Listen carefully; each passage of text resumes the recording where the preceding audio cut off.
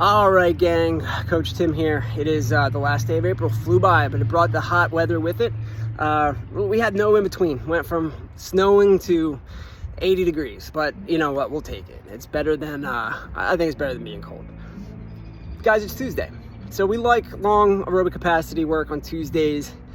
And it's really hard, you know, when we have hero workouts like Mannion yesterday, we kind of just drop them into the middle of a cycle, an ongoing cycle. We try not to disrupt the norm too much with a birthday workout or a hero workout. Like, we want to try to fit all the little pieces that we've gotten used to in. And so we feel like we've come up with a pretty good way to do that this week. Number one, we're going to snatch on Wednesday. So if you missed snatching on Monday, just know that Wednesday this week, we're definitely snatching.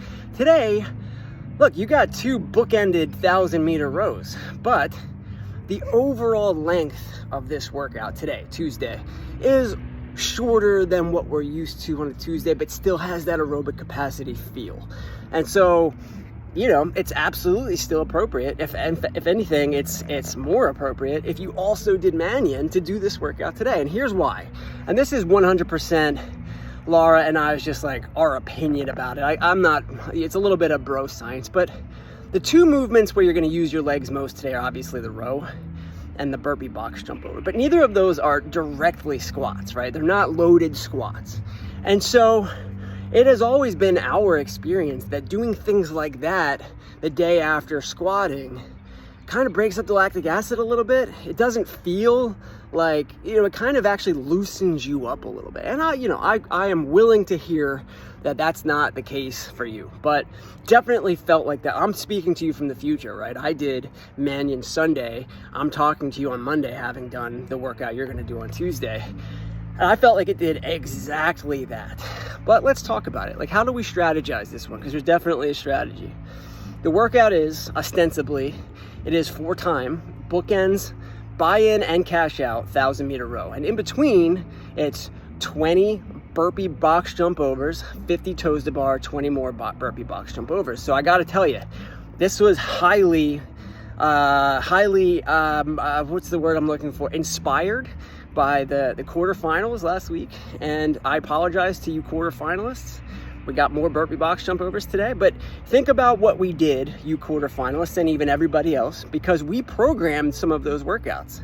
That workout that had the row and the step ups, and the snatch, that was a big old leg workout, definitely leg workout, and grip strength, of course, grip strength too.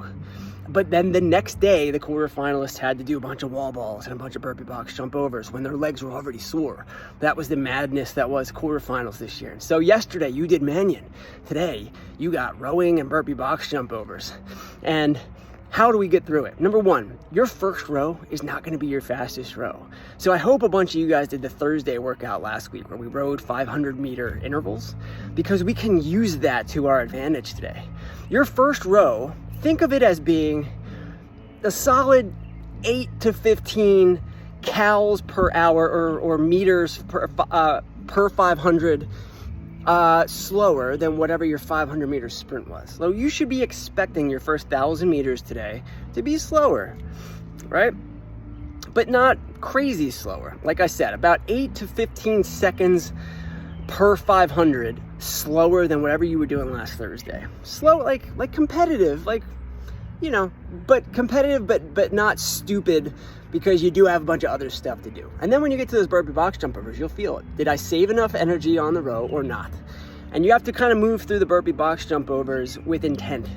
There's no such thing really as unbrokenness, right? Because you don't have to open your hips up all the way on the box.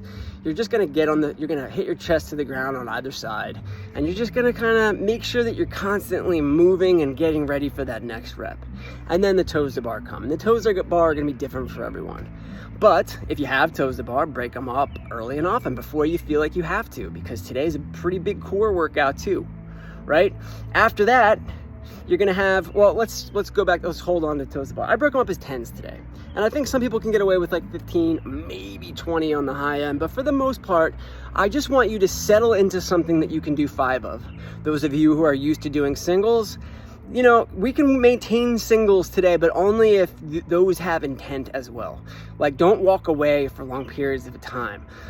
Walk away every 5, every 10, but only for like 10 to 15 seconds and then get right back on it, and this one will go well. And for everybody else, do toes to whatever. And even if you're doing toes to whatever, again, hold true my standard, which is you should be able to get at least 5 of whatever this is every time you hop up there, and that'd be ideal. Okay. Then we have more burpee box jump overs, and they should be at the same pace as the first time you did them. Now, here's the thing. If you didn't know that most movements in CrossFit, whether or not they are directly using your core, still use core. If you didn't know that, you're going to find that out today. The second set of burpee box jump overs will be directly impacted, and very much so, by your toes to bar, toes to whatever, knee raises, whatever they were.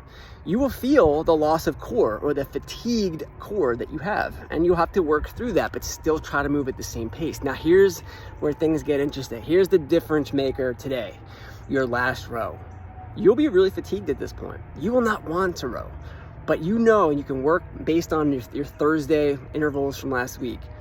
You know that you have time, that you can empty the tank now. This is the end of the workout. This is the cash out. As soon as you're done this 1,000-meter row, you are now done. You're done the row, and you're done the workout. And it should end up being a much faster workout than what we're used to on a Tuesday. I wrote my splits down. My first row, 4 minutes and 21 seconds. My second row, 4:02. And I felt like that strategy was golden for me today. And I think using it will allow you guys to beat my time, which was 16:27. We're gonna cap this one at 30. We feel like that's fair based on my time. And I hope you guys enjoy this one.